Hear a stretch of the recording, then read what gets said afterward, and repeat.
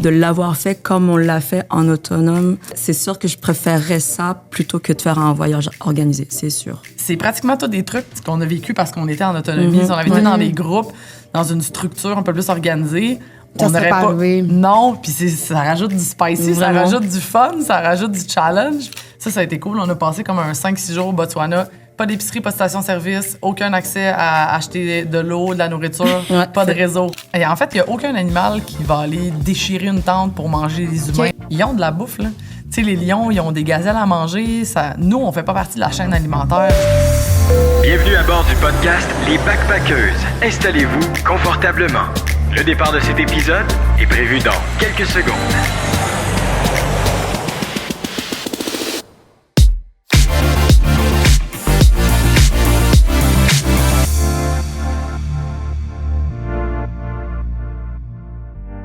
Bienvenue au podcast Les Backpackeuses. Le podcast qui t'inspire à voyager. Nouveau décor, nouvelle saison au studio bien entendu et propulsé par notre commanditaire, l'École Voyage Lanaudière EVL.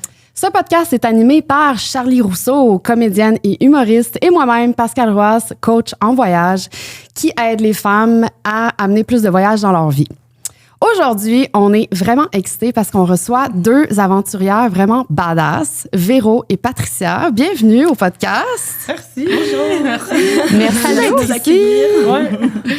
On va parler aujourd'hui d'Afrique. Comme c'est pas une destination qu'on a souvent abordée dans le podcast parce que notre podcast, c'est plus, on parle de voyage en backpack. Puis souvent, quand on parle de voyage en backpack, c'est plus, on va parler de l'Asie du Sud-Est, de l'Amérique centrale, l'Amérique latine, de l'Océanie. Fait qu'on a couvert beaucoup ces régions-là du monde, mais on n'a pas encore vraiment abordé l'Afrique. Puis vous l'avez fait en autonome, si je me trompe pas, en Namibie. Vous êtes parti, vous avez fait un road trip, en fait, en Namibie pour faire votre propre safari. C'est ça? Oui. J'ai bien compris? On est allé en Namibie puis au Botswana aussi. Fait qu'on a fait ces deux pays-là à l'intérieur de 3 semaines. OK. Full autonomie. Ouais. Fait que, est-ce que c'était votre première fois en Afrique? Moi, c'était ma 2e fois. Puis... Moi, excuse-moi. Vas-y. Moi, c'était 0 fois. C'était la première fois. Ouais, mais ça faisait partie de ma bucket list de faire un safari en Afrique. OK. Ouais. Puis qu'est-ce qui vous a... Parce qu'habituellement, les gens, ils vont partir en voyage organisé. Ouais. Quand ils veulent faire un safari en Afrique, c'est comme ça que la plupart des gens le font. Fait que j'ai trouvé ça vraiment cool de voir que vous, c'était pas ça du tout que vous aviez fait. Fait que qu'est-ce qui vous a fait décider comme on le fait, mais on le fait en autonome? En fait, je pense que l'idée a parti de moi parce que j'étais allée en Afrique il y a 3 ans. Puis quand j'étais allée il y a 3 ans, j'ai passé 2 mois en Afrique puis j'ai fait un peu de tout.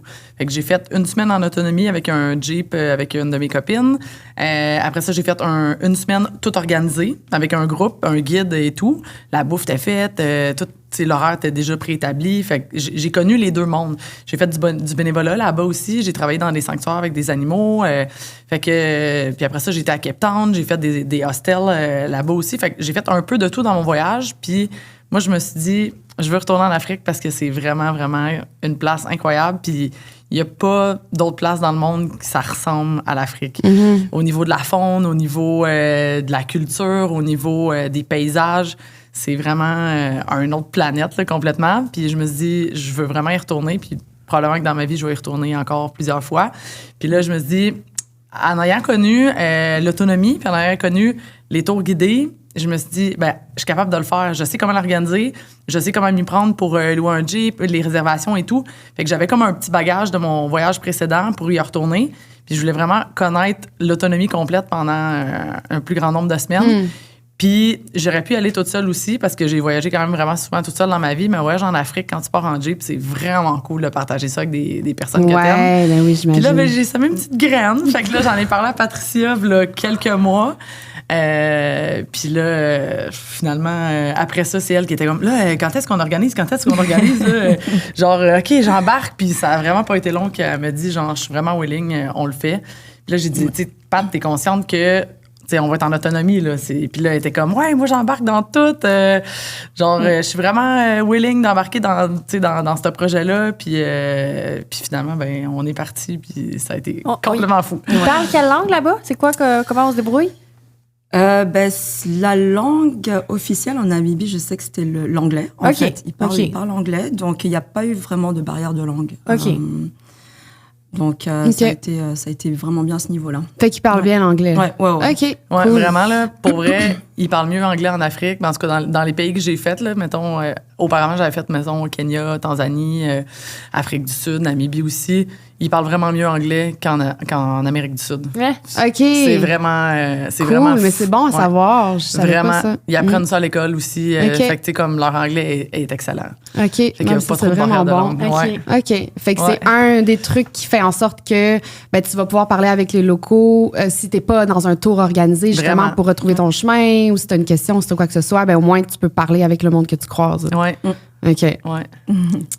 Puis, je voulais savoir, fait que vous avez fait 3 semaines en road trip, c'est ça, complètement? Vous étiez en train de comme vous promener pendant 3 semaines. Ouais, c'est OK. ça. Ouais. Et est-ce que vous aviez comme tout votre itinéraire préétabli ou vous étiez comme où le vent nous mène? On en avait déjà parlé, on avait déjà planifié, en fait, avant de partir, les villes principales dans lesquelles on voulait aller, puis quels parcs nationaux qu'on voulait visiter. Donc, on avait déjà une bonne idée de là où est-ce qu'on voulait aller. Puis, on avait quand même passé du temps à essayer en 3 semaines, on peut pas faire tout ce qu'on veut. Donc, il a fallu qu'on choisisse. Il a fallu qu'on sacrifie. Vous avez fait vos des choix Ouais. au départ. Ouais. Vous vous êtes dit, on pense qu'on va avoir le temps de bien visiter ces endroits-là qu'on vient de choisir pendant les 3 semaines. Oui. OK. Considérant qu'on savait qu'on allait faire beaucoup, beaucoup de routes. OK. Juste un peu. Combien de kilomètres à peu près? En 3 semaines, on a fait 5145 km. Oh, wow! Ça fait combien par jour à peu près? on l'a calculé, On l'avait hein. calculé, ça c'était 285 285 km par jour en OK. moyenne. Ouais. OK. Fait que vous partagiez la route, j'imagine? Ouais. OK. Fait que quand vous conduisez, est-ce que c'était comme des routes ou c'était vraiment comme de la terre?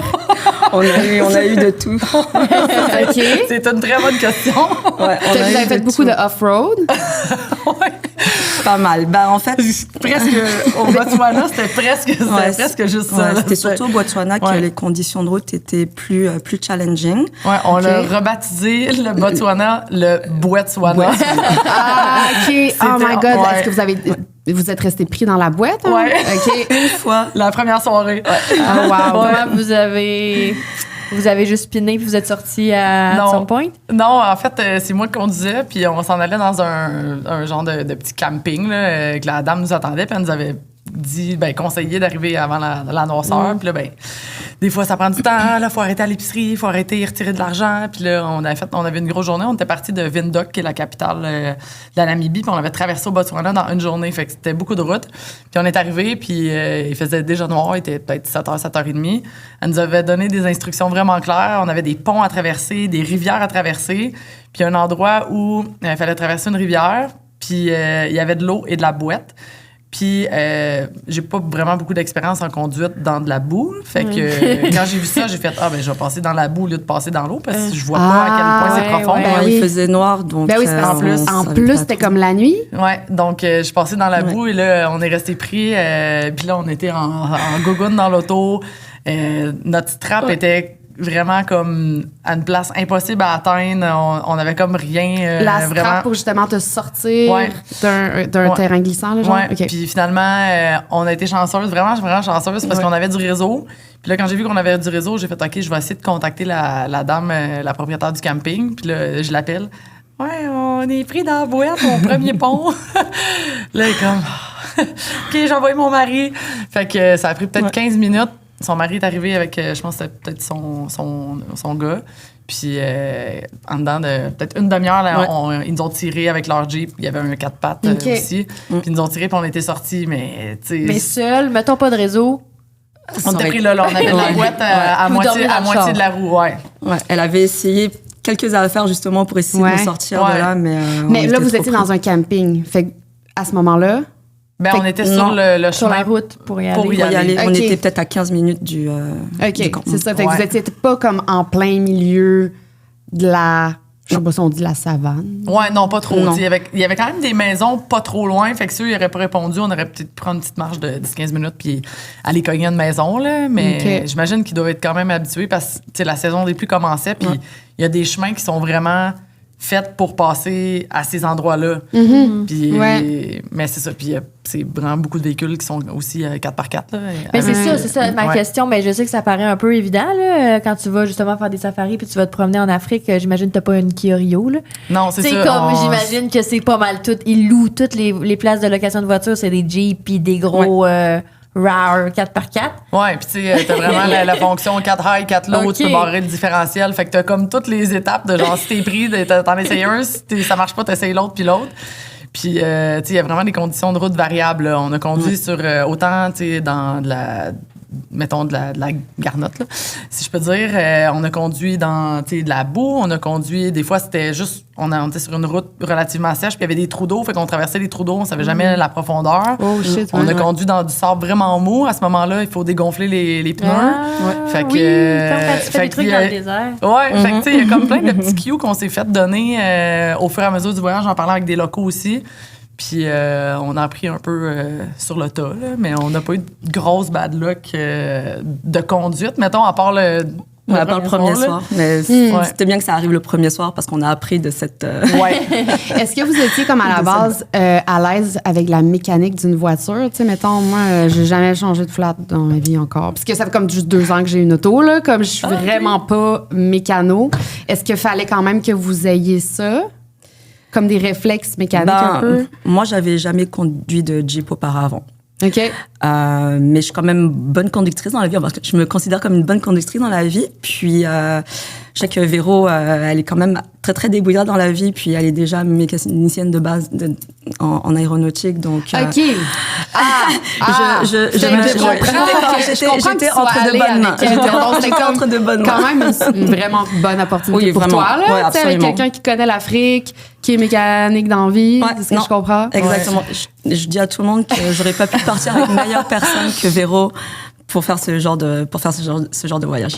Est-ce que ça t'a traversé l'esprit, Véro, de comme te partir une agence de voyage pour amener les gens vivre ce genre de trip en Afrique? Non, jamais. Comme le vivre toi-même. Parce que tu as vécu j'allais dire le voyage organisé, mais genre le safari organisé en Afrique. Là, tu l'as vécu après ça indépendant. Qu'est-ce qui t'attirait à la base, vu que tu as été l'initiatrice du projet, à y aller indépendant? Je comprends d'être autonome, c'est cool, mais c'est quoi les perks d'être autonome en Afrique? Il y en a tellement, là. Genre? Tu sais, je suis quand même vraiment très indépendante dans la vie, puis j'aime ça comme organiser mon temps comme je veux. J'aime ça organiser mon horaire comme je veux. Puis, tu sais, des fois, quand je suis entourée de touristes, j'apprécie pas nécessairement tout le temps la présence de d'autres touristes parce que ils ont pas toutes la même mentalité ou la même façon de voyager que moi. Fait que, ou les mêmes sujets de conversation. Ouais, tu sais, comme on peut mettre ça à large, là. Il y a plusieurs choses qui fait que, tu sais, des fois, quand il y a trop de touristes, c'est un peu. Ça turn off la vibe du voyage. Ça dénature un peu. L'expérience est complètement différente. Ça peut dénaturer un peu ton moment. Ouais. Mais j'avais eu une super belle expérience en Afrique avant. C'était juste une semaine, puis on était 6 dans le Jeep, puis on avait un guide, puis un cook. Puis la semaine avait été vraiment nice. Pour vrai, tu sais, tout le monde, on s'entendait tout bien, puis on avait une belle cohésion de groupe, c'était super cool. Mais les choses qu'on va vivre en étant en autonomie, tu sais, comme rester pris dans la boîte, conduire dans des chemins qui sont difficiles, c'est un challenge que ça rajoute au voyage. Moi, j'aime ça me mettre dans ces situations-là. J'aime ça me mettre dans des... Dans On connaît bien ça, nous aussi. Je dis avec amour. On aime ça se mettre dans la merde. Pourquoi faire les choses faciles quand on peut les rendre difficiles? Non, mais c'est vrai, ça fait partie de l'expérience. Ça fait partie de l'aventure en soi aussi. Ouais. Vraiment, puis tu sais, moi puis Pat, on s'est fait une liste d'anecdotes ou de genre trucs qui ont comme un peu mal été dans le voyage. Puis c'est pratiquement tous des trucs qu'on a vécu parce qu'on était en autonomie. Si on avait été dans des groupes, dans une structure un peu plus organisée, on n'aurait pas arrivé. Non, puis ça rajoute du spicy, ça rajoute du fun, ça rajoute du challenge. Puis fait que. Mais là, on veut les savoir.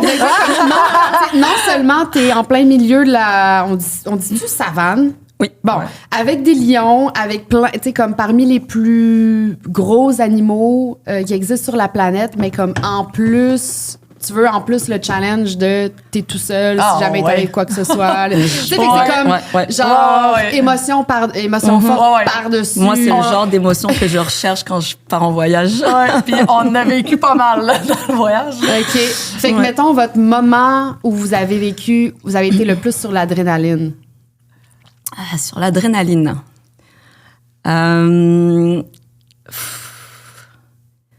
Notre première rencontre avec l'éléphant qui a été en mode alerte, puis à un moment donné, on rentrait de notre game drive, on s'en allait vers le campement et en fait, pas si loin du campement, il y a un éléphant qui on voit un éléphant sur le free elephant, le sauvage. Ouais. Donc on décide de s'arrêter pour l'observer. Et donc on est avec nos jumelles, nos téléphones, puis tout d'un coup l'éléphant, en fait, je pense qu'il était en train de manger à ce moment-là, puis il sort de sa cachette, puis il nous voit. Puis je pense qu'il a été surpris en nous voyant. Donc il s'est mis en mode alerte, il a comme déployé ses oreilles. Et Jumbo. Ouais, c'était comme un gros éléphant adulte. Ouais, quand même. Ouais. Et il a figé en nous voyant avec ses oreilles déployées. Puis là, en fait, Véro, elle s'est mise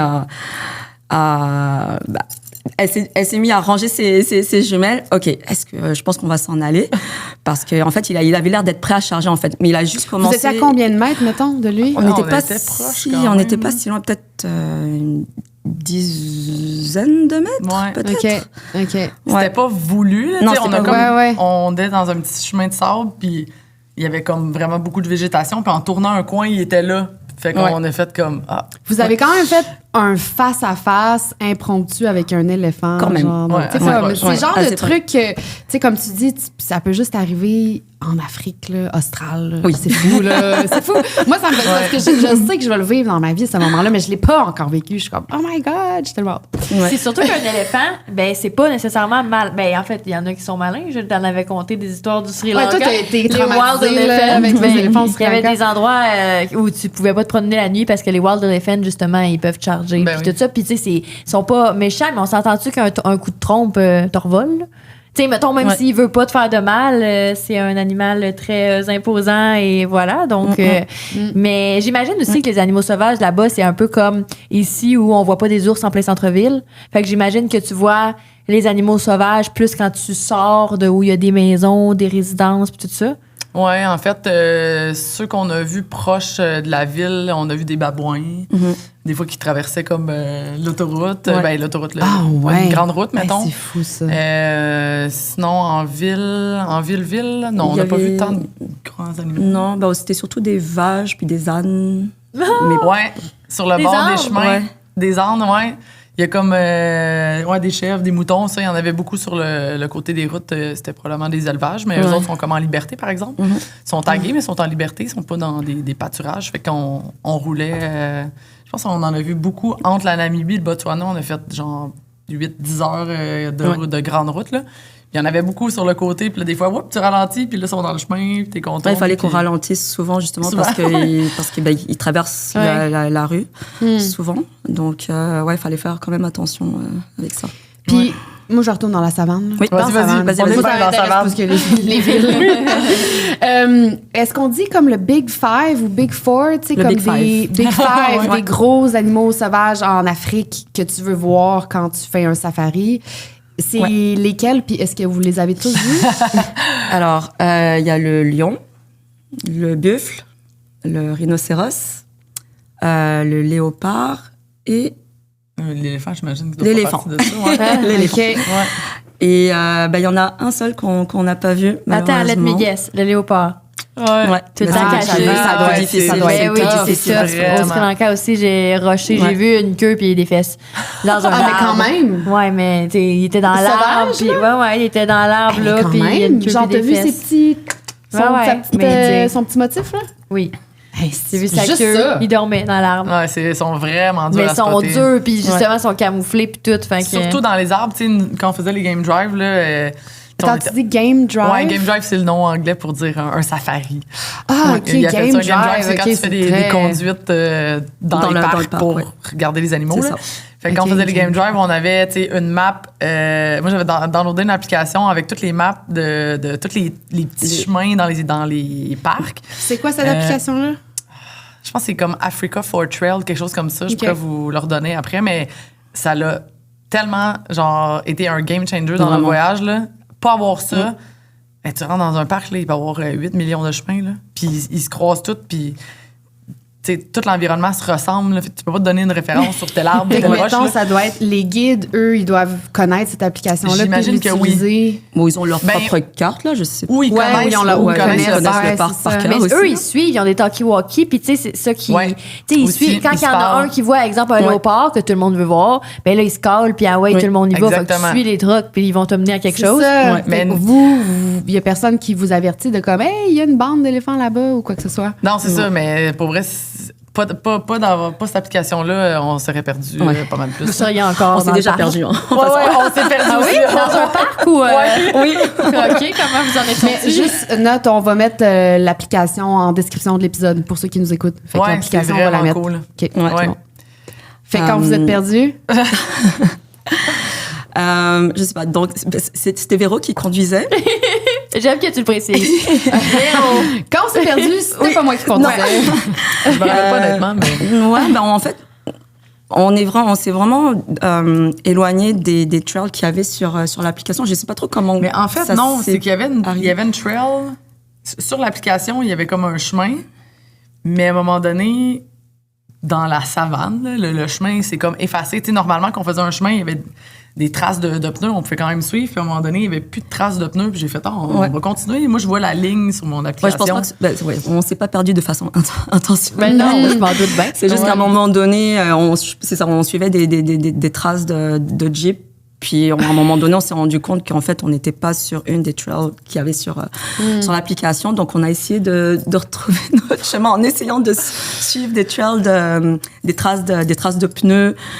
Mais il était comme à moitié effacé, on n'avait plus vraiment. On n'avait puis, plus vraiment de repères. On avait l'impression de tourner en rond des fois. Puis, ouais, ça a été. À un moment donné, j'ai commencé à être stressée. Puis, c'est rare que je stresse, là, dans la vie. C'était le jour, tu sais, fait que il était pas comme 5 heures le soir, mettons, Ouais. il était peut-être midi. Mais on était avec le Jeep, puis là, on était comme, OK, on va aller par là, je pense que c'est par là. Là, il y a un fossé. Là, OK, on va aller par là. Ah, il y a plein de bosquets tout collés. On va aller par là. Là, il y a comme trop d'arbres. Là, on retournait de bord. Là, on était comme, mais comment qu'on a fait pour rentrer ici? On est plus capable de sortir.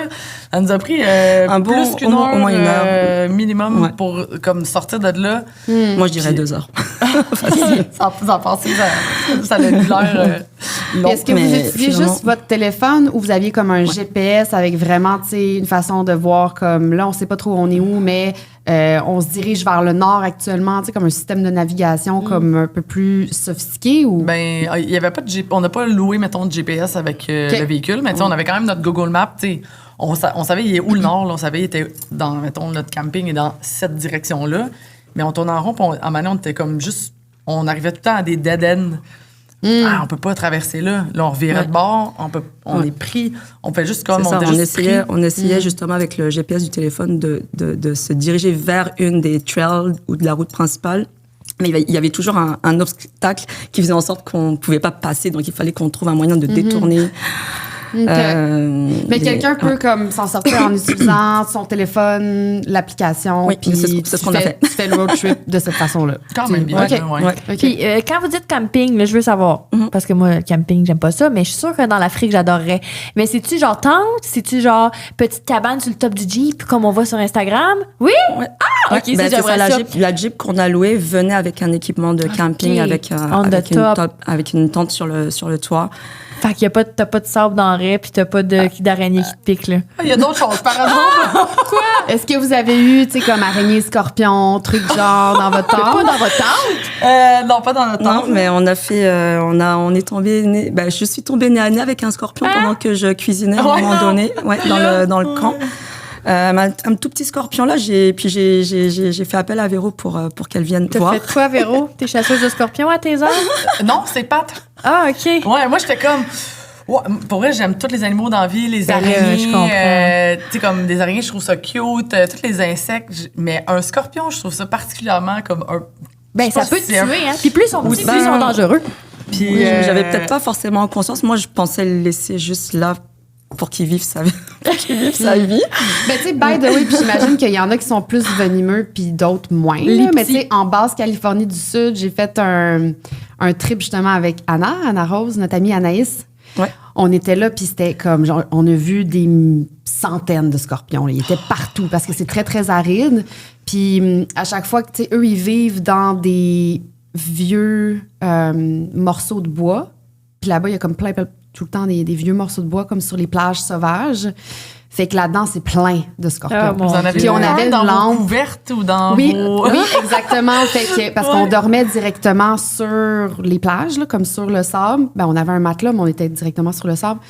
Puis Non. il y a un matin, on pliait nos couvertures, puis notre ami s'est fait piquer par un scorpion qui était dans la couverture. Fait qu'on aurait pu se faire piquer pendant qu'on dormait, mais il s'est fait piquer quand on pliait la couverture. Puis là, Ben, j'imagine qu'il y en a qui sont plus venimeux que d'autres parce que, tu sais, c'est sûr, ça fait très mal. Fait qu'il s'est fait piquer sur sa main. Fait que le truc, là, c'est, faut que t'ailles... En fait, si t'es dans un endroit dans le monde où il y a des scorpions, je te recommande de traîner un paquet de cigarettes avec toi parce que le truc, c'est, t'allumes une cigarette et tu approches le bout de la cigarette qui brûle le plus près possible de ta peau. Tu sais, juste pour pas comme... Tu sais, ça fait mal. Comme tu sens la brûlure, là, le plus possible que tu es capable de le tenir comme ça pendant un genre de 10 minutes. Hein? Oui. Ça va tout faire évaporer le le venin. venin. Pour vrai? Ah, OK. Fait qu'après ça, t'es correct. OK. Après ça, t'es correct. T'es Après correct. ça, genre... Ça l'a évaporé le venin. T'es correct. Il était correct après. Oh, wow. J'ai vraiment entendu C'est ça. juste, tu fais, tu sais, tu What souffles the pendant 10 minutes, là. Tu sais, t'attends T'en que... allumes 3-4, là, tu tu sais, sais. comme ça brûle pendant 10 minutes, ben ça, t'es correct. OK. Ouais. What? Mais je sais pas si ça fonctionne pour tous les scorpions, là. Mais pour ceux en Basse-Californie, c'est ça. Mais c'était vraiment cool parce qu'on avait amené une lampe blacklight. Ouais. Puis ils illuminent, ils sont fluorescents, les scorpions. Il y en a qui sont mauves, il y en a qui sont bleus, il y en a qui sont verts. Genre, nous, on tripait, on regardait ça toute la nuit, on chassait les scorpions toute la nuit. OK. Nice. Ouais. Bon, ben, non, on en avait juste parenthèse, On n'a scorpion. pas les mêmes On a vu juste- passions. Ouais. Fait que là, est-ce que vous êtes fait piquer par des insectes weird ou ça a bien été de ce niveau-là? Non, Pas non. trop, pas trop. pas trop Ok. moustique. Y avait-tu beaucoup la malaria? Ben, c'est ça la maladie là-bas? Ouais, on Ouais. a amené les pilules. OK. Vous les avez prises? Ouais, on les a pris. Ouais. Parce quand que j'ai un même. ami qui était allé à Cape Town, puis il savait pas, il était comme, j'ai prends-tu là-bas, j'ai prends-tu pas, mais c'est mieux de les prendre, je pense. Ouais, c'est un choix personnel, je pense, rendu Ouais. là, parce que, tu sais, les champs. Tu sais, pour vrai, ça fait 2 fois que je vais en Afrique, puis dans la saison des pluies, ou en tout cas sur le bord de Oui, la saison les des pluies, bébites. puis je me fais vraiment beaucoup piquer au Québec dans la vie, puis je reviens du Brésil, puis je me suis fait Mais on se faisait surtout comme piquer ramasser, les- là. Ouais, pour vrai, mais t'étais en Amazonie. Ouais. Hey, c'est fou, hein? Je me suis jamais fait bouffer de même de ma vie. en C'est Amazonie. intense, là. Ouais, Ça, raide. j'ai C'est pris fou, des hein? photos, je regarde ça, puis je me dis, mes jambes sont venues belles, c'est impossible. Ouais. Mais en comprends. Afrique, je me suis pas tant fait Ben, piquer. si, aux chevilles. On se faisait beaucoup piquer aux chevilles, je trouvais, le soir. Ouais, un petit peu, mais tu sais, c'était pas comme. Non, mais pas partout. Mais c'était Ouais, surtout aux ouais. chevilles, de ce que je me souviens. Mais tu sais, on c'est pas avait, comme au niveau des insectes, c'est pas en Afrique que tu vas en voir le plus. Là. Je veux dire, c'est pas. Je veux dire, Pas si il y a pire. tu sais, l'Amazonie, Parce que c'est humide. en Australie, il y a des endroits Ouais. où c'est vraiment pire que Versus ça. l'Afrique, c'est sec, c'est aride, Ouais, comme ouais. j'imagine, fait que ça fait Ça pas... dépend des saisons, là, mais. Ok. Mais non, ça n'a pas été C'est pas une épouvantable. source de. Fait que c'était camping sur le toit. Ouais. Ça, j'adore. Ouais. Fait que, puis vous êtes autonome avec le petit truc pour se... Ben voyons, je m'excuse, mes mots le manquent. Pour manger. Oui, mais tu Ouais, sais... le petit réchaud, tu veux dire. Ouais. c'est ça. Puis vous avez tout, là. On C'est avait ça, tout- Charlie, genre, elle a pas fait vraiment de camping dans sa vie. Je déteste le camping. Ouais, c'est ça. T'en as-tu fait? Déteste. Ben oui. Non, t'as fait du camping dans des roulottes. Non, Dans des pour roulottes. ne pas aimer ça, c'est pas du camping, c'est du camping. Mais le camping, j'en ai fait, mais au Québec, là, T'en as fait dans des tentes, tout ça. Puis Ok, c'est pour ouais. ça que c'est dégueulasse puis que j'en fais plus. Ben, pour vrai, Mais je on pense avait que j'aimerais tout- ça. On avait tout inclus avec la location. On avait, tu sais, les matelas dans la tente directement. On avait 2 sleeping bags, 2 oreillers. OK, vous donnez On tout avait- ça, là. on avait un Vous n'avez frigo. pas à Ok, traîner. Ouais, on ça, avait un tout mini est frigo Québec. aussi. On avait un tout mini inclus. frigo avec, tu sais, Ouais. branché sur une 2e batterie. Donc, on avait, tu sais, de la nourriture froide pour notre viande, lait, yogourt, peu Ok. importe. Ouais. On avait 2 bonbonnes de propane avec deux Des poêles. 2 poêles, là, genre. On avait tout notre kit de chaudron, toute notre vaisselle. Fait que ça, On ils était- fournissent tout ça. Ouais, à c'est la vraiment location cool. de voiture. Ouais, Puis, c'est mettons, vraiment pour cool. donner un average, là, vous êtes parti 3 semaines, ça coûte combien à peu près le char? À peu près. C'était à peu près 3 000, ça revenait à 3 000 $ à peu près. Ouais. Pour 3 pour les- semaines, ouais. puis le tout inclus Ok. avec tout ça. Tout Ouais, inclus. Fait que, mettons, cool, là. à part de ça, vous avez payé vos billets d'avion, Ouais. puis vos day-to-day activités ou bouffe, mais Ouais. sinon, Ouais, c'est pas mal ça les ouais. dépenses. Ben, Puis le accès gaz au aussi, parc le national. camping. Ouais, le les camping. Aussi. Ouais. Est-ce que vous avez une idée de ce que vous avez dépensé en tout pour le 3 semaines? Ben, on avait estimé, je pense, entre 5 000 et 6 000 $. Chaque? Mais c'était en tout? En tout. OK, vous deux Pour les ensemble? Ben, pour les deux, oui. Parce qu'on avait une application où on rentrait nos dépenses, puis après ça, on splittait. Ouais, on a changé d'application parce qu'elle était rendue payante, je pense. Ah oui. C'est quoi, c'est Tree Count que vous avez utilisé? Splitter. OK. Elle est pas gratis? Ben ouais. Cool. Pour les fonctions qu'on a utilisées, en tout cas, c'était gratuit. Splitter. En milieu du voyage, on a changé, parce que j'étais comme, Split, c'est rendu je vais pas fatigant. payer pour séparer de l'argent. Ouais, c'est fatigant. Je dirais 5 000 $, peut-être genre 2 000 $ de billets d'avion. Le 3 000 divisé en deux, ça fait 1 500. Puis après, notre day-to-day, les sites de camping, les frais aux parcs nationaux. La bouffe, le gaz. À 5 000 kilos, c'est quand même pas mal de gaz. Puis vous avez acheté comme des cartes SIM, au fond? Oui. Là-bas, puis avoir du réseau, tout ça. Au Botswana, pour vrai, on a passé peut-être 6 jours sans réseau, là. Fait que j'en achetais une quand même. Fait que quand on était proche des plus grosses villes, ça fonctionnait, mais on a passé comme un... Ça a été cool. On a passé comme un 5-6 jours au Botswana. Pas d'épicerie, pas de station-service, aucun accès à acheter de l'eau, de la nourriture, pas de réseau. On était déconnectés. Il fallait qu'on prévoie tout. Et vous étiez équipés en bouffe et en eau avant. Fait que vous avez pris le coup comme vous le saviez. Qu'on organise. Parce que ça, c'est nice quand tu le sais. Oui, mais quand ça t'arrive par surprise, tu manques de bouffe puis d'eau, c'est moins... Non, puis on avait beaucoup de routes à faire, puis c'est dur de calculer la moyenne de la consommation d'essence quand on fait... Mettons, on est dans 4x4 dans le sable parce que la consommation d'essence, des fois, est rendue à 25 litres au 100 km au lieu de faire du 12 ou du 10 sur l'autoroute. Fait quoi, il a fallu qu'on remplisse... on avait dans notre camion, on avait comme 2 tanks intégrés. Là, c'est fait de compagnie, ou en tout cas, c'est rajouté après, mais il y avait 2 tanks. Je pense une 80 litres puis une 60 litres. En plus, à l'entreprise de location, on a demandé une jerrycan pour avoir un 20 litres supplémentaire pour être vraiment sûr de pas manquer de gaz parce que pendant 6 jours, il y avait 0 station-service. Comment vous avez fait? Vous étiez correct avec votre plein de tous vos pleins de tanks? Ça a été les correct. 2 tanks dans le Jeep plus notre 20 litres que finalement, on n'a pas eu de besoin. On était mais vous aviez calculé ça d'avance? Oui. Okay. On s'est fait recommander ça aussi par les gens avec qui on partageait notre trajet, notre itinéraire. Ils nous ont dit assurez-vous de ça parce que là, vous n'aurez pas de gaz pendant de là jusqu'à là. Fait que vous avez posé comme les bonnes questions aux bonnes personnes pour savoir ce que vous en alliez faire. Là. OK. Est-ce qu'il y a eu un moment où vous avez eu peur pour votre vie, mettons? C'est toi qui poses la question. Moi, j'allais pas là. Non, mais après ça, on va sortir de la peur. Mais tu sais, comme un moment, genre comme « Oh shit! » On a une communauté, guys! Je suis tellement excitée et heureuse de t'inviter dans l'auberge. C'est la nouvelle communauté des backpackers! Le concept, c'est une auberge virtuelle sur Discord. Fait qu'on peut enfin parler entre nous. On peut enfin connecter. J'ai envie qu'on puisse se parler de voyage, le prochain voyage qu'on organise, le voyage dans nos rêves, qu'on puisse se dire « Hey, t'es déjà allé là? Moi, je veux aller là. C'est quoi tes conseils? » C'est tellement parfait! Asti que c'est hot! Ça y est, elle est ouverte. Il y a déjà du monde dans l'auberge. Et juste un exemple, il y a une nouvelle membre qui vient de rentrer. Elle a 32 ans. Elle a fait 60 pays. Tu peux t'imaginer à quel point tu peux venir lui jaser à elle dans l'auberge. Puis tu peux aussi me jaser à moi qui a fait un voyage autour du monde de 2 ans. Tu sais, on est toutes là. C'est simple, le lien est dans la bio Instagram des backpackers. C'est aussi dans ma bio sur mon compte perso, la.roise. Ça y est, l'auberge est ouverte. On t'attend. Ah non, moi 0. Mais ça se peut que ça ait la réponse soit non. Pour notre vie, non. Avoir de l'adrénaline parce qu'il y a des choses qui se passent puis des interactions relativement proches, oui. Mais pour ma vie, non, jamais. Mais peut-être pas pour ta vie, mais tu sais, mettons. Ben, tu sais, je sais pas, moi, t'es à côté d'un lion, puis là, il te regarde, puis d'un coup, t'es comme, oh shit, et vas-tu. Mais t'es jamais à côté d'un lion parce qu'il faut que tu restes dans ton auto dans les safaris. T'es obligé de pour la propre sécurité et celle du lion. Ben oui.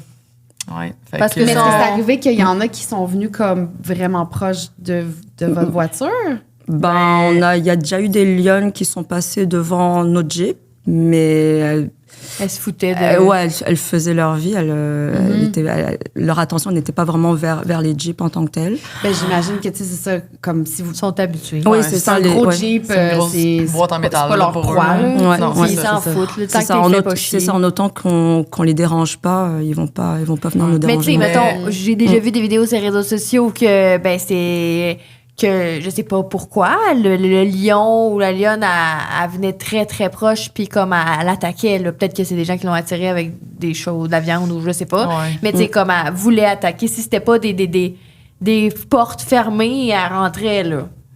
J'ai pas vu ça. Mais c'est ça, c'était peut-être lié à Mais tu sais, c'est Puis, peut-être comme il y a quand une même exception. Tu sais, des fois, on voit des trucs sur les réseaux sociaux, mais Ouais. c'est comme quelque chose qui arrive Ouais. jamais, puis c'est arrivé une fois, là.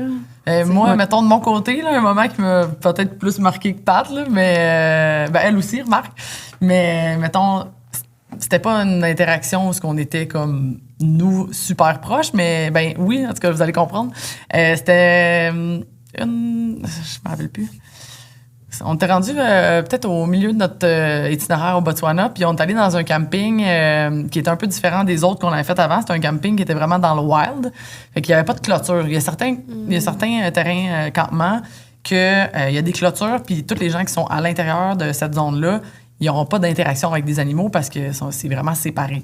Tandis que nous, cet endroit-là qu'on avait choisi, c'était vraiment... On dort dans la savane, mais c'est juste qu'il y a des petits terrains qui sont aménagés. Donc, on s'en va là, on se trouve un spot complètement incroyable sur le bord d'un espèce de lac marécageux. Donc, on s'installe là, puis on est comme, waouh, on est tout seul au monde. Il y avait un autre Jeep, je pense, ce soir-là, dans le campement. On était presque tout seuls. Le terrain il est incroyable. La dame, elle nous dit, bon, tu sais, le soir, quand il fait noir, allez pas au bloc sanitaire là-bas avec une lampe de poche, vous promenez pas. Quand il fait noir, vous faites votre petit feu sur le bord de votre Jeep, vous cuisinez là, puis après ça, ben, tu sais, vous montez dans votre tente, puis that's it, là. Tu commences pas à comme chercher ou aller chercher du bois, non, c'est ça, tu le fais quand il fait clair. Le scorpion, là. Non, chasser le scorpion, non. fait que là, on est comme, OK, cool. Fait qu'on fait notre feu, on fait notre bouffe, on reste vraiment proche du Jeep dans un petit périmètre. Puis là, bon, on finit de manger. Là, on s'en va dans la tente. Puis là, Pat, ça y prend un peu de temps. Je suis là, Pat, let's go, là, viens-t'en. Oui, je m'en viens. Là, j'étais là, OK, mais c'est parce que, tu sais, on nous a dit qu'il y avait des animaux qui se promenaient en liberté, là. Finalement, Pat, elle monte, puis là, on s'installe, c'est vraiment cute. On ouvre comme le zipper de la tente, puis on sort comme la face, genre chacune de notre zipper, puis on s'installe. Comme si on était devant un show télévisé du théâtre. Puis là, on entendait plein de sons. On entendait des hippopotames, on entendait des hyènes, on entendait des lions. Des hyènes, on entendait des grenouilles, des criquettes, des oiseaux de proie. On entendait plein d'affaires tout ensemble. C'était comme surround, là, c'était vraiment fou. Wow. Puis là, à un moment donné, on entendait brasser dans l'eau. Puis là, on voit comme une... Puis en plus, c'était le clair de lune, fait qu'on voyait super bien à l'extérieur. C'était vraiment cool. Oh my God, c'était pleine lune, là. Ouais. Wow. On voit une tache sortir de l'eau. Là, à un moment donné, je regarde Pat. Là, il y a un hippopotame qui est en train de sortir de l'eau, là. Puis là, il se rapproche de la tente, puis il est venu manger de l'herbe à comme 10 mètres de notre tente, là. Wow. Ouais. Puis là, tu sais, tu l'entends, là. T'entends sa bouche, l'herbe, tu sais, comme... Ouais, ça marche, puis ça mange l'herbe, ça continue de marcher. Fait mais il y en avait deux. Il y en a un deuxième qui est sorti pas longtemps après, puis on a vu 3 hyènes passer juste à devant notre 5 Jeep. mètres de la tente, là, Okay, comme en bas de c'est ça, fait l'échelle. qu'il y en a qui sont venus, des animaux qui sont venus super proches de vous, là. Ouais, moi, j'étais puis là, j'avais amené mon recorder. C'est vrai. J'ai des sons incroyables d'hippopotames qui crient la nuit. C'est vraiment incroyable. T'as-tu, parce qu'on va le dire, là, tu es DJ, entre autres. Aussi. Fait que, est-ce que t'as réussi à intégrer les sons d'hippopotame dans tes tracks? Ben, pas encore, mais j'ai fait un set là, 2 semaines dans une salle comme Club After à Montréal. Puis dans mon intro, j'ai mis ce moment-là au Botswana quand on entendait les gens de grillons avec... On entend peut-être un petit peu les hippopotames, mais des fois, ils étaient loin quand même dans mon recording. Là, fait que c'est vraiment un son comme background qu'on distingue pas super bien. Là. Mais fait que ouais, j'intègre ça dans mes DJ sets aussi. Nice. Puis tu sais, c'est des sons qui sont uniques à ce moment-là. Là. Il n'y a pas ce sample-là nulle part ailleurs. Fait que... Puis ça, tu l'aurais pas vécu dans le voyage de groupe organisé parce que t'aurais jamais été tout seul dans votre Jeep, vous auriez jamais été dans un camping plus wild, si je comprends bien. Ben oui, mettons, j'ai été au Serengeti, qui est comme un des plus gros parcs vraiment connus en Afrique, c'est en Tanzanie. Puis quand j'ai été dans le groupe, on a dormi avec nos tentes dans le Serengeti, puis il n'y avait pas de clôture. Puis à un moment donné, j'étais dans ma tente, puis avec mon autre ami, puis là, Maggie, là, ça broute à côté de la tente. On sait pas c'est quoi, là. La tente est super opaque. Puis on entendait des hyènes la nuit aussi. Puis là, on était au sol. Ah! Fait que, Puis c'était comme considéré sécuritaire? C'est sécuritaire. Ouais. Pourquoi? En quoi c'est sécuritaire? Ouais. Ouais, c'est quoi l'explication de comme les hyènes, ils vont pas avoir envie de vous bouffer? Et en fait, il n'y a aucun animal qui va aller déchirer une tente pour manger les humains. On fait pas partie de la bouffe. Si t'oublies ta sandwich aux œufs, tes litchis, je sais pas. Ben là, c'est pas nous qui gérait la bouffe, là, c'était notre groupe, mais tu sais, on n'amène pas de nourriture dans les tentes. Mais mettons quelqu'un qui oublie, parce que tu sais, moi, j'étais allée en safari, puis il disait pas de nourriture, puis il y avait une gang qui m'a emmené de la nourriture. Fait que, ben, je peux pas parler dans cette situation-là, parce que nous, on n'a pas... mais ils sont pas respecte dangereux. Ben, en fait, tu sais, les animaux là, qui sont dans les parcs nationaux, en liberté dans la savane, ils ont de la bouffe, là. Tu sais, les lions, ils ont des gazelles à manger. Nous, on fait pas partie de la chaîne alimentaire. Je dis pas que ça arrive jamais à 0% des interactions qui virent mal. Mais en général, quand tu respectes les règles qui te mentionnent vraiment importantes au début des safaris, puis les règles de conduite pour justement respecter tu sais, l'environnement qu'on va visiter, en général, ça se passe bien. Puis même que, tu sais, j'avais rencontré des gardes de parc, là, puis nous autres, on était comme, on est contente, on dort sur le toit, puis ils nous avaient dit, c'est comme un faux sentiment de sécurité dormir sur le toit d'un Jeep, parce que si, mettons, il y avait un animal qui voudrait vraiment aller te manger, il pourrait monter sur le Jeep puis aller te manger dans ta tente. Fait que c'est aussi sécuritaire dormir dans une tente au sol que dormir dans une tente sur le toit d'un Jeep. Puis pour un animal qui voit ça au loin, ça a l'air d'une grosse roche, là. Fait que, mais il y a les odeurs. Mais on fait pas partie de leur chaîne alimentaire. Ouais. Ils vont pas venir nous manger pour nous manger. Pour te manger. Moi, je parlais pas pour te manger, mais plus pour t'attaquer parce que t'es sur son territoire, puis tu fais chier. Qu'est-ce que tu fais? Les animaux, ils n'attaqueront pas pour rien. Ils vont attaquer pour se défendre si vraiment ils sentent que... En danger ouais, ou attaqués. Exactement. Fait que si t'es là, toi, tu fais rien dans ta tente, ils pensent que c'est une roche. Ouais, ils viendront pas attaquer comme une tente pour attaquer une tente, tu sais, comme... Fait que... C'est vraiment safe, puis honnêtement, tu sais, on entendrait parler, là, s'il y avait 200 touristes qui se faisaient manger à toutes les années par des lions. Mais non, c'est sûr. Les règles changeraient, fait que... Moi, j'ai vraiment confiance. C'est intéressant, c'est ça. Moi, j'étais comme, vous étiez en sécurité parce que vous dormiez, tu sais, sur le toit de votre Jeep, mais comme tu dis, c'est toi, ça te donne un sentiment de sécurité. Puis des fois, ça peut être cool parce que tu as envie quand même de te sentir en sécurité pour bien dormir, mais que en vrai, ça fait pas vraiment de différence. Ben, à part la vue, parce que vous auriez pas pu vous mettre comme dans la position que vous étiez mis, la tête sortie. Là, vous étiez en hauteur, vous avez vu tout ce qui était autour. Il y avait cet avantage-là. Mettons, t'es à terre, comme à part s'il passe vraiment devant, mais sinon, tu vois moins surround. Mais parlant de ton recorder, je me rappelle la fois où tu avais perdu ta moumoute. À tomber. C'était justement le même soir où on avait vu les hyènes passer. Là. Ouais. Mais à un moment donné, elle avait perdu la moumoute qui avait au bord de son recorder. Il était tombé par terre.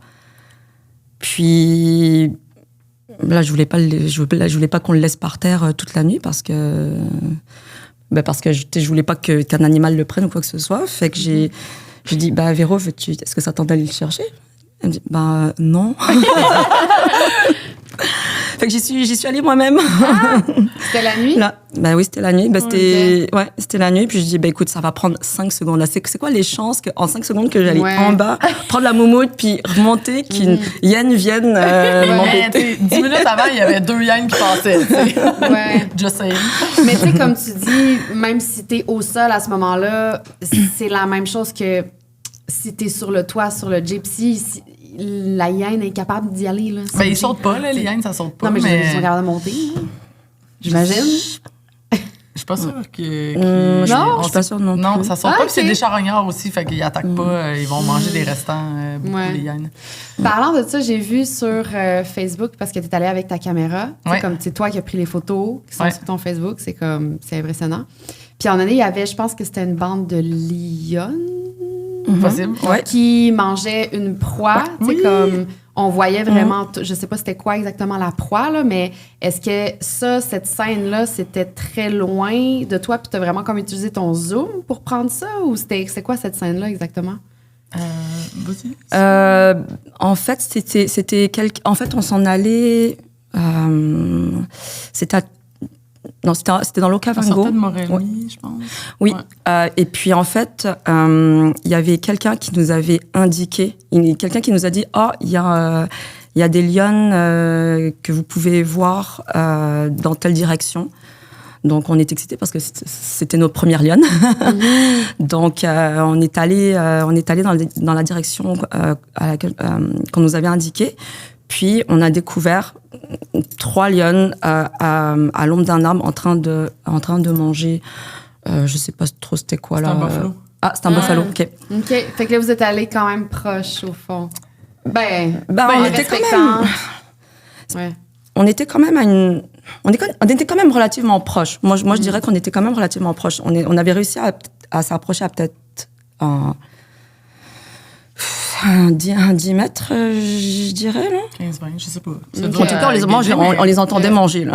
OK. Ben, c'est impressionnant. On Il y les avait entendait d'autres manger. Jeeps aussi qui étaient là. Ouais. OK. Wow. Ouais. Donc, Donc, on faisait un genre de petit demi-cercle autour d'eux, puis je me disais, ouais, ça, c'est les choses qui turn off un peu de safari quand il y a trop de Jeeps alentour d'un animal, là, mais Ouais. on Fait- était off-season, fait qu'on était super chanceuses parce qu'on était vraiment souvent tout seul. Ouais. Des fois, on était 2 Jeeps, ouais, mais c'est sûr que là, Ouais. c'était une des vraiment rares fois où on était entouré D'autres de Jeeps. d'autres Jeeps. Ouais. Donc, on Ouais. peut considérer que high season, il y a du monde. ben ouais, je me suis fait dire ça. Les 2 fois que j'étais en Afrique, j'étais off-season, puis C'est off-season parce que c'est le début de la saison des Ouais. pluies? C'est un pour peu, ça? ouais. C'est Ok. quoi les mois de la saison off? De la saison quoi? De la saison j'ai dit la off. saison off. J'ai La saison inversé des les pluies, mots. ça commence justement début novembre. Mais ça Fait dépend que- des pays, là, parce que tu sais, l'Afrique, c'est vraiment large. Oui. Puis je Ouais. peux dire le Kenya, Tanzanie, Afrique du Sud, C'est différent pour Namibie, chaque ouais, pays, c'est exactement. au fond. Là. Mais novembre, décembre, même souvent la saison des pluies, c'est quand même Puis saison vous, off. vous étiez là. Début Ah, novembre. OK. Ouais, fin octobre, début novembre. Ouais. Puis On a le dit climat, on a été mis quand à même- part la pluie, ça ressemble à quoi? Genre côté... Très chaud. Oui, c'est ça. Très Genre chaud. très Je chaud. pense que le maximum qu'on avait vu sur l'écran dans le Jeep, là, c'était 46 degrés. Ouais. Oh, Ça, my c'est pas God. ressenti, c'est Ben, affiché, là. Ouais, Genre, ça veut dire c'était que affiché. ressenti, c'est genre 60. Faisait chaud. Il faisait chaud. Ouais. Mais c'était quand même confortable parce que l'air était très sec. Ouais. Moi, j'étais confortable à 46 degrés, beaucoup moi. plus. Moi, en tout cas, beaucoup plus qu'un 30 degrés humide à Montréal. Ok. Ouais. Je pense que Pat est Ouais. plus tolérante parce que Ouais. moi, 46, j'étais cold. Là. J'étais comme... OK. Puis là, je me suis dit, il fait vraiment trop chaud, puis on peut pas comme juste chiller dehors puis relaxer. Fait que j'étais comme, qu'est-ce qu'on fait? On va rester à l'air climatisé dans le Jeep. Puis là, on est allé faire des game drive pendant qu'il faisait comme vraiment, vraiment trop chaud. On a fait un tour de Mokoro le matin. C'était une espèce de petit canot avec pas de moteur, là, puis avec quelqu'un qui avance avec une genre de pagaie, là, tu sais, qui plante dans le sol puis qui nous pousse. Là. Ouais. Fait qu'on a fait un Dans petit tour une de rivière, ça. genre? Ouais, On a fait exactement. ça dans le delta de l'Okavango. Ouais, Ok. on Ouais. a vu des buffalo, des hippopotames, puis là, en revenant, j'étais comme, ouais, il Est-ce que fait tu peux chaud. te baigner dans cette eau-là? J'imagine Non. que non. Non, mais est-ce qu'il y avait des certains peut-être pas plans d'eau préférable. où vous pouviez vous rafraîchir? On n'a jamais comme pensé à tu- se rafraîchir dans Ok. l'eau de... La piscine Il y avait- au Cocoadjo, là, mais... Ouais, Ok. c'est ça. Les seules fois où on a pu se rafraîchir dans une piscine ou dans de l'eau en tant que tel, c'était dans les campements dans le parc d'Etosha en Namibie. OK. Mais Mais à sinon, part c'est ça, tu te mouilles pas trop dans les plans Non. d'eau. Pourquoi? Ben, y a-t-il des crocodiles, non? On en a ouais, vu. Ah, OK, c'est ça. Vraiment pour ça. Mais je veux dire, Ben, de toute tous les animaux façon, qui sont là. de Ouais, toute c'est façon, ça. dans les parcs nationaux, hippopotame, Les hippopotames, crocodiles, les etc. rhinocéros, Ouais. tout là. Hey, est-ce que vous avez des girafes? on en a vu des tonnes. plein. On a vu plein même Wow. notre premier jour de game drive. Même là, ça a été, Ouais. on en a vu tellement des animaux déjà là en partant, c'était impressionnant. Puis justement vers la fin de la journée de cette première game drive là, on a vu des girafes de vraiment proches quand même. Elles traversaient la route, elles étaient vraiment sur le bord de la route, on les regardait comme ça. C'était, moi, ça a été un peu mon highlight parce que c'est la toute première fois en fait que je voyais un animal sauvage comme ça d'aussi proche. Donc ouais, c'était quand même quelque chose. Ouais, la faune est vraiment variée là-bas. Tu sais, on parle souvent des gros animaux d'Afrique, les rhinocéros, girafes, éléphants en imite, mais comme il y a vraiment plein de petites faunes intéressantes. Comme quoi? Ben, on a vu, mettons, des groupes de mangousses. Puis de mangousses? Ouais, c'est tellement cute, ça se tient en bande. C'est quoi, c'est des oiseaux? Non, des mangousses, c'est comme... je sais pas. C'est comme des... C'est des petits mammifères qui ressemblent comme une grosse souris, là, mais tu sais, comme, mettons, grosseur marmotte, avec des petites faces pointues. OK, puis, mangoustes. Oui, des mangousses. OK, je ne savais pas. Okay. Puis il y en a des rayés, en tout cas, les seuls qu'on a vus... tu vois, Timon dans Le Roi Lion, c'est ce genre d'animal. OK. Je pense que c'est une mangouste. Je pense que c'est une mangouste. Ça je suis pas sûre, en tout cas, c'est peut-être dans la même famille. Mais c'est dans la même famille, en tout cas, ça ressemble à ça. Puis ici, dans le groupe, ils sont tellement cute parce que, tu sais, à un moment donné, on était encore au Botswana, puis on était dans, fin de journée, soleil qui descend. Il y avait un champ avec de l'herbe, jaune, puis il y avait un paquet de buffalo avec des zèbres. Le soleil était super beau, la lumière était vraiment belle. On prenait des photos, puis on était comme, waouh, c'est vraiment nice l'ambiance. Ouais. Puis là, à un moment donné, dans le champ, on voit courir un groupe de mangousses, puis là, ils courent dans l'herbe, fait qu'on les voit comme pas tant parce qu'ils sont plus basses, puis à un moment donné, ils arrêtent tout en même temps. Puis ils se lèvent l'un à la suite de l'autre. C'est tellement cute de voir toute la faune, tous les animaux interagir ensemble. Les buffalo et les zèbres, souvent, ils se tiennent ensemble, ils font pas partie de la même famille, mais ils interagissent ensemble. De voir les petits oiseaux qui sont sur le dos des girafes ou le dos des buffalo qui mangent les tiques. On a vu des flamants roses, on a vu des gros oiseaux comme des prédateurs. Ouais, des charognards, c'est des charognards aussi, des petits chacals. Il y a tellement de tout. Puis... J'ai fait une liste. J'ai essayé de tenir une liste de tous les animaux. Wow. C'est dur parce que des oiseaux, il y a tellement de sortes d'oiseaux. J'ai pas pu faire la liste. Puis moi, je connais pas tous les noms d'oiseaux. Fait que mettons ton chiffre, une trentaine. Une trentaine. Sûrement plus que ça, sûrement plus que ça, mais au moins une trentaine. Puis, tu sais, c'est des animaux que Il y avait même des animaux, il fallait que j'aille sur Google pour savoir c'était quoi comme animal, parce que j'avais aucune idée c'était quoi, parce que c'est la première fois que je voyais ces animaux de ma vie, que ce soit dans des livres ou dans des documentaires ou autres. Donc, ouais, c'était... Fait que c'est ça que vous avez fait pendant 3 semaines, au fond. Vous avez conduit et observé la faune et la flore. C'est ça que vous avez fait pendant 3 semaines. À part à la fin. Ouais, en fait, la première moitié du voyage, je dirais, c'était surtout... la première moitié du voyage, on l'a passé dans des parcs nationaux. On a fait 3 parcs nationaux. On a fait la réserve de Moremi et le parc de Chobe au Botswana. Puis on a fait le parc Etosha en Namibie. Donc ça a été vraiment la première partie de notre voyage. Puis la deuxième moitié, c'était en Namibie. On a voyagé de Etosha, on a voyagé vers le sud pour aller vers Spitskope. Et puis aussi à Sosuvle et Dedvle. Donc ça, c'est plus on était là plus pour les paysages, puis l'environnement. Okay. Le désert, Namibie, les montagnes de pierre à Spitskope.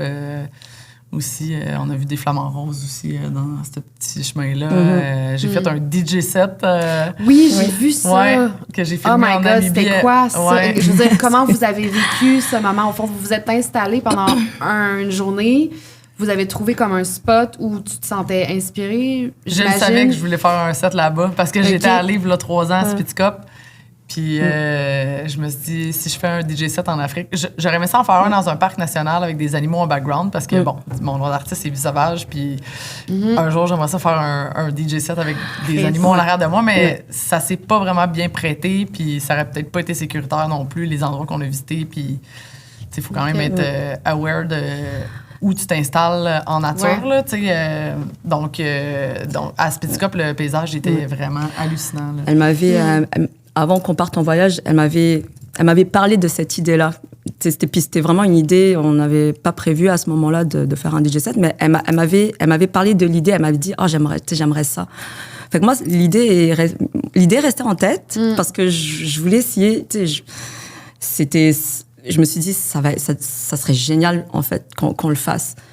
Puis moi, chez moi, j'ai une petite table vraiment, genre, qui est vraiment portable.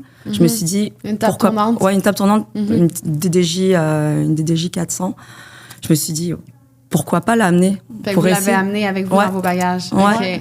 Wow. Fait que là, ça, on peut écouter ton set. Sur YouTube.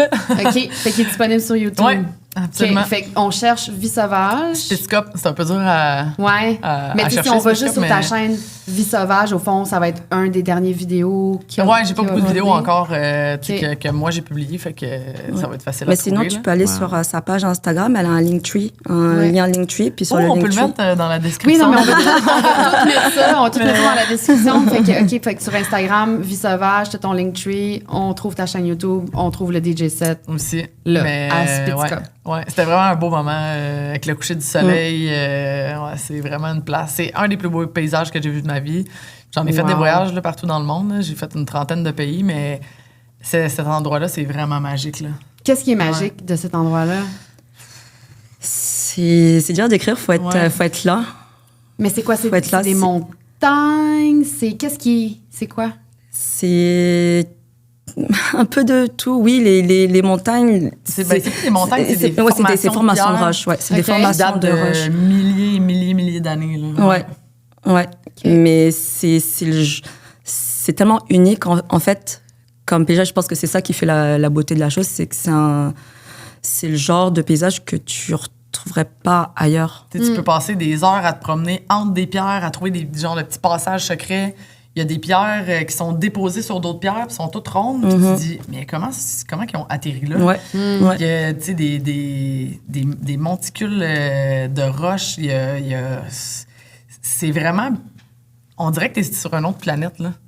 Ouais, les couchers de soleil sont... des menhirs, puis des affaires, des roches plates. Ouais, il y a toutes sortes de formes bizarres. Il y a vraiment des boules rondes, genre comment des boules rondes de pierre formées orange. Et qu'elles se sont atterries là. Ouais. Puis comment là-bas, c'est pas, j'allais dire géré, mais la faune et la flore est protégée. J'imagine que, tu sais, là-bas, ils font attention à, justement, l'environnement qui les entoure. Là. C'est pas comme est protégé, genre, l'environnement? Où? Tu parles de où, en général en Afrique. Dans les parcs nationaux. Mais oui, mais aussi partout. OK. Ben, tu sais, c'est sûr que proche des villes, des fois, on peut voir des déchets. Là. Ça va être partout. Mais sinon, mais tu sais, mettons, moi, quelque chose qui m'a quand même vraiment frappé, puis j'imagine que c'est quelque chose avec lequel ils ont dû avoir des problèmes avant. Là. Quand on rentre dans le parc national d'Etosha, il y a des grosses pancartes qui disent interdit sacs de plastique. Puis si il y a des touristes qui se font prendre avec des sacs de plastique, c'est une amende. Puis j'imagine qu'ils ont dû avoir des problèmes avec ça parce que ça part dans le vent facilement, ça peut s'accrocher à des arbres et finalement, ça nuit à la faune et à la flore. Fait que j'ai trouvé ça quand même cool, qu'ils insistent vraiment là-dessus. Puis fait que puis en même temps, c'est leur source de revenus aussi, hein, les parcs nationaux. Fait qu'ils veulent s'assurer que ça soit un endroit qui est agréable, qui est respecté, qui est sain pour les touristes, puis qui est sain pour l'environnement dans lequel on se met les pieds. Puis on va profiter de cet endroit-là. On profite des animaux pour les observer, mais il faut quand même être mais vraiment aware. C'est bien fait, dans le sens, mettons en Thaïlande, souvent... il y a beaucoup d'endroits que c'est un peu exploité, les animaux, les éléphants, les sanctuaires, tout ça. C'est plus touriste, amenez-en, ils s'en foutent un peu de la qualité de vie des animaux. Puis, même ils disent sanctuaire, là, il y aurait eu l'occasion de les remettre en liberté bien souvent, les éléphants, puis ils n'ont pas fait sous différents prétextes. Fait que, c'est comme, t'es comme tabarouette, ça me tente pas d'aller les encourager, mais là, c'est vraiment le wildlife. Mais ils sont protégés. Tu sais, il y a des trucs un peu plus sketch partout. Là. Moi, j'en ai fait du bénévolat en Namibie, il y a 3 ans. Puis l'endroit où je me suis ramassée, je ne retournerai plus jamais là. Puis j'enverrai personne aller là parce que, justement, il y avait des animaux qui étaient comme, mettons, dans des endroits restreints, qui étaient parfaitement en santé. Puis pourquoi ils sont là au bout de la ligne? Pour attirer des touristes, pour faire du cash. Parce que, tu sais, les touristes, on fait du bénévolat, mais on paye là, pour faire du bénévolat, dans le fond. Puis là, on se dit, bon, tu sais, cet argent-là, ça s'en va pour une bonne cause. Fait que, tu sais, comme les gens qui vont là, on y va avec le cœur ouvert en se disant, OK, tu sais, ça va être pour des rescues, ici, ça. Mais après ça, tu vois des animaux qui sont pas du tout en liberté. Dans le fond, c'est un attrape-touriste, tu sais. Puis Ça m'a tellement fait mal au cœur. Avec les sanctuaries, là, parce qu'il y en a des vrais, il y en a des faux. Là, j'ai détesté cet endroit-là. Je suis partie avant la fin de mon temps, puis j'étais outrée. Mais j'ai fait une autre semaine de bénévolat au Zimbabwe. Ça a été incroyable. Puis la vibe là-bas était complètement différente. La mentalité, la culture. On était dans une réserve naturelle. Tous les animaux, ils se promenaient en liberté. On n'interagissait pas directement avec les animaux. On aidait plus à réparer des clôtures, on a fait à planter des arbres. On a fait vraiment comme un paquet de trucs juste pour l'entretien du terrain. Mais l'autre endroit, c'était vraiment sketch. Est-ce que tu te souviens du nom de l'endroit que tu recommanderais? Est-ce que tu te souviens du nom? Ça s'appelle Imire, I-M-I-R-E. Okay. Zimbabwe. Ils sont sur Instagram, Facebook et tout. Okay. Je les avais trouvés via des plateformes de bénévolat. Il y en a des plateformes pour faire du bénévolat. Ou je sais pas s'ils sont là-dessus, mais pour vrai, c'est vraiment, vraiment cool. Là. Ils nous ont, juste dans la façon qu'ils nous racontent l'histoire des fois, OK, on a eu tel animal qui est rentré là, comment ils prennent soin des animaux, comment que le parc, il est comme protégé contre les poachers, je me rappelle le nom en français, les braconniers. Puis, ils sont vraiment dans le respect le plus total. Il n'y a pas d'animaux qui est enfermé dans ce parc-là. C'est une réserve naturelle. C'est une section qui est délimitée, oui, mais le terrain est immense, puis c'est grand, puis les animaux, ils se chassent entre eux autres. Il n'y a pas d'interaction humaine là-dedans. Là, fait que c'est vraiment... Ça, tu les as juste trouvé sur Internet? Ouais. OK.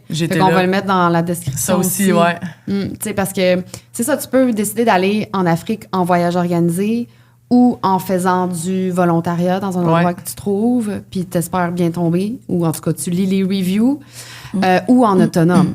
Fait que vous, est-ce que comme vous avez eu une façon préférée de découvrir l'Afrique ou comme à chaque fois, ça l'amène quelque chose de différent, comme chaque façon de faire? Ben moi, c'était ma première fois en Afrique, donc je pourrais pas répondre nécessairement à cette question, mais de l'avoir fait comme on l'a fait en autonome,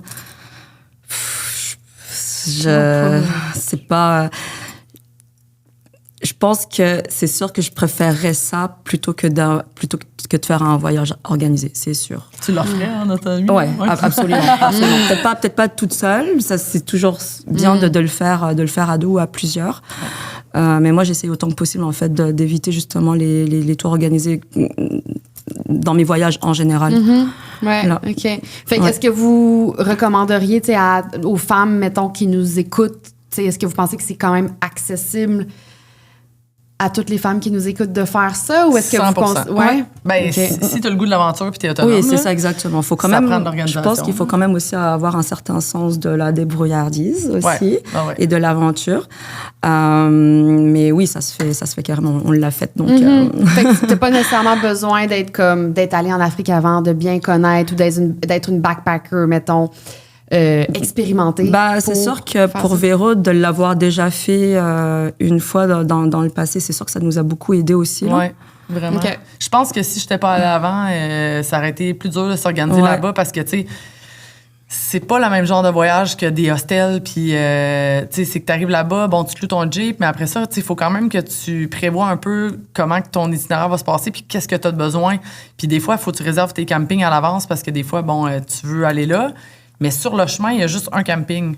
Puis s'il est plein, tu peux pas dormir sur le bord de la route. Je pense qu'il y en a qui le font quand même, là, avec des applications comme iOverlander, ils se trouvent des spots, mais nous, on l'a pas essayé. C'est interdit de faire ça? Je pense que si tu te mets dans un coin reculé, puis personne passe, personne te voit, c'est correct, mais en même temps, je sais pas, j'aurais peut-être pas été game de dormir n'importe où en Afrique, où c'est pas un camping. Je pense que ça se fait, mais... pas juste game pas par rapport aux animaux, là, par rapport à... Un peu de tout, là. Ouais. Un peu de tout. OK. Puis, mais c'est ça, en fait... je pense que ça prend quand même... Faut savoir un peu où est-ce qu'on s'en va, tu sais, parce que des fois, on a passé une heure au téléphone à essayer de faire une réservation qu'on n'était pas capable de faire en ligne, il y a eu des erreurs pour Etosha. Faut quand même... faut quand même... C'est comme prévoir, puis c'est pas le même genre de prévision qu'un voyage backpack. Ouais, c'est ça. C'est pas comme your typical backpack travel. Non, c'est ça. Fait que peut-être comme tu y vas une première fois, mettons, toi, je comprends que tu étais accompagnée là, par Véro qui connaissait l'Afrique, mais sinon, tu y vas une première fois, peut-être en voyage organisé ou en allant faire du volontariat. Ça peut être une bonne porte d'entrée, ouais. Puis après, tu sais, dans ton 2e ou 3e voyage, tu peux te dire, bon, ben là, je vais y aller en autonome. Ben, ça Ou se tu fait. textes Véro. Ouais, ou tu pars une agence de voyage. Ben, c'est ça. Ou tu demandes à quelqu'un qui est déjà allé juste pour avoir des petits cues de faire ah, OK, il faut que je pense à ça. Ça se ferait aussi, là. Mais Okay. C'est juste d'être vraiment organisé puis de le planifier. Faut pas partir un peu impulsif, C'est peut-être ça. en tête en l'air en faisant tout va bien aller. ben, c'est dur quand t'es pas là-bas parce que. Tu sais, des fois, il y a des campements qui sont, mettons, dans les parcs nationaux, mais là, quand tu le sais pas, tu sais pas vraiment si ça vaut la peine de dormir là. Mais quand tu arrives là-bas, tu te rends compte que t'es bien mieux de dormir dedans parce que tu vas sauver du gaz, tu vas sauver du temps, tu vas sauver, tu sais, comme plein de détails sur genre la gate du parc, elle ouvre à quelle heure. Fait que, ouais. OK. Puis le fait de l'avoir fait en mode camping, il y a ton application Rio Volender qui était vraiment utile aussi parce que pour chercher justement nos campings, à chaque fois qu'on avait besoin de chercher du camping, elle utilisait beaucoup cette application pour justement nous trouver des places. Puis c'est quand même bien comme application parce que ça te dit tout le détail de s'il y a de l'eau, de l'électricité, puis basé sur des reviews aussi. OK, j'avais utilisé ça en Nouvelle-Zélande puis en Australie, fait que je pense que c'est ça, ça existe aussi en Afrique. Fait qu'on mettra ça dans la description. C'est un des trucs vraiment pratiques on voyage avec la technologie maintenant. Il y a des mauvais côtés, mais il y a des applications que ça te permet de faire un type de voyage en autonome ou des treks en autonome que tu pourrais pas si tu n'avais pas accès à une application. Vraiment. Puis, tu sais, justement, quand je regardais des campings, je savais qu'on allait dans telle région, mettons, puis qu'on avait il y avait comme 10 campings. Moi, quand je voyais dans la description, on a vu des hippopotames, on a entendu la nuit, j'étais là, OK, Pat, on va dans celui-là. Ouais. C'est ça qui est cool. Fait que je veux dire les femmes, là, mais les gens en général, mais peut-être plus particulièrement les femmes qui se disent, qui se posent la question, est-ce que l'Afrique, c'est dangereux? C'est quoi votre réponse à ça? Moi, j'ai pas craint pour notre sécurité. Je sais pas trop quoi dire là-dessus, en fait. C'est parfait. C'est une parfaite réponse. Puis, mettons, t'es allé à Cape Town. C'est sûr que là, c'est une grande ville, fait que le vibe est différent. Vraiment. Fait que là, plus dangereux, mais pas dangereux dans le contexte où vous êtes allé. Vous êtes atterri à la capitale de Namibie. C'est vrai que. À Windhoek. C'est vrai qu'on n'a pas passé de temps en ville. Fait que nous, étant full dans la nature, il y a moins de danger. Il y a comme fait qu'au fond, peut-être qu'on se sent plus. Moins en sécurité avec les humains dans les villes qu'avec les animaux en nature, finalement. Un exemple de ça, à un moment donné, on était à l'épicerie dans une ville, moi puis Pat, puis il y a 2 jeunes en bas de 12 ans là, qui sont venus le voir. On venait de se stationner, puis ils les spotent facilement, là, les jeeps de touristes sont tous blancs avec une tente sur le toit, tu sais. Fait que on vient d'arriver dans le stationnement, on se stationne. Là, on baisse la fenêtre, puis ils sont comme allô, avez-vous besoin qu'on guette votre véhicule? Pour le parquer? Ouais. Puis là, moi, j'ai dit, Pat, moi, je le file pas. J'ai dit, il y en a une des deux qui va faire l'épicerie, puis l'autre reste dans le Jeep. Puis là, elle a fait, ouais, c'est bon. C'est vrai qu'on avait trouvé ça sketch. Ouais. J'avais oublié ça. Puis ça fait comme 2-3 fois. ton intuition, là. Ouais, moi, mon feeling, c'est mon meilleur ami en voyage. Là, tellement. Puis, je l'écoute tout le temps. Puis j'ai fait, moi, du monde qui veulent regarder ton Jeep. En tout cas, fait que c'est le genre de truc qui peut arriver ils sont partis, en ville. Non, ils sont restés là tout le long jusqu'à temps que... Je pense que c'est moi qui étais allée faire l'épicerie jusqu'à temps que je ressorte. Puis tu l'es, mais ici, il était là à rien faire. Ben, il espérait d'avoir de la bouffe, de l'argent, puis tout. Ben non, mais clairement, moi, c'est les humains qui me font le plus peur quand on parle de l'Afrique, notamment, ben de partout, tu vas me dire. Mais l'Afrique, tu sais, j'ai entendu plein d'histoires, puis c'est ça, c'est souvent la pauvreté ou justement le fait que tu es ciblé comme un touriste qui va faire en sorte que, ben, comme dans n'importe quel autre pays où il peut t'arriver des bad luck, là. Mais c'est souvent proche des villes que ça arrive parce que quand t'es comme en région, en campagne et tout, on dirait que les locaux sont tellement pis, sont tellement fins. Oui. Ça m'est arrivé dans mon autre voyage avant d'avoir un problème avec le Jeep qu'on avait loué. Puis la journée qu'on s'en allait le retourner à l'entreprise de location, il s'est mis à boquer sur la route puis à caler. Puis on s'est arrêté sur le côté du chemin. Puis il y a comme 5 locaux qui sont venus nous voir. Il y en a un qui avait un tournevis dans les mains. Ils ont ouvert le hood. Puis on était comme, tu sais, d'une place un peu remote. Puis c'était dans le jour. Là. On était quand même 2 fille de 5 pieds 4, Ben pas oui. trop imposante, là. Avec 5 Kenyans qui étaient là en train de nous aider. Puis là, il y en a un qui appelait son ami. Puis j'étais comme, aïe, ils sont bien gentils, tu sais. Puis ils le faisaient pas pour l'argent ou rien, là. Ben non. Fait que la vibe est vraiment cool. Des locaux là-bas, mais c'est ça, proche des villes, des fois, il y a un petit peu plus de détresse, plus Ben de... oui. Puis c'est là de que gens.